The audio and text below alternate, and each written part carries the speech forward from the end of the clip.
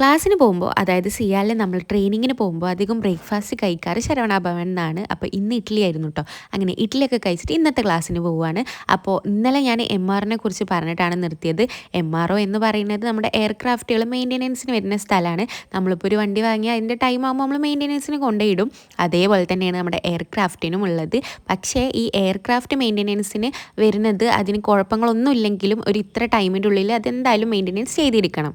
MROയിൽ നമുക്ക് വീഡിയോസോ ഫോട്ടോസോ ഒന്നും അലോ ചെയ്യില്ല, ഫോൺ പോലും കയറ്റാൻ പറ്റില്ല. അതുകൊണ്ടാണ് അതിൻ്റെ ഉള്ളിലത്തെ വീഡിയോസ് ഒന്നും ഞാൻ കാണിക്കാത്തത്. അപ്പോൾ ഇന്നത്തെ സെക്ഷൻ നമ്മുടെ എയർക്രാഫ്റ്റിന് തീ പിടിച്ചാൽ നമുക്ക് ഫയർഫോഴ്സ് ഉള്ള പോലെ നമ്മുടെ എയർക്രാഫ്റ്റിനാണ് ARFF, അതായത് aircraft rescue and fire fighting. അപ്പോൾ അതിൽ നമുക്ക് 3 സംഭവങ്ങളാണുള്ളത്.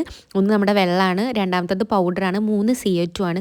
ഈ CO2ൻ്റെ സൗണ്ട് ഭയങ്കര പവർഫുള്ളാണ്. അത് നിങ്ങൾക്ക് കേൾക്കുമ്പോൾ തന്നെ മനസ്സിലാവും. ഈ ARFF പൊസിഷൻ എന്ന് പറയുന്നതിൽ എത്തിച്ചേരാൻ അത്ര സിമ്പിളല്ല. ഈ ഒരു എയർക്രാഫ്റ്റിന് തീ പിടിച്ചു കഴിഞ്ഞാൽ മിനിമം 3 മിനിറ്റിനുള്ളിൽ അവിടെ എത്തിയിരിക്കണം.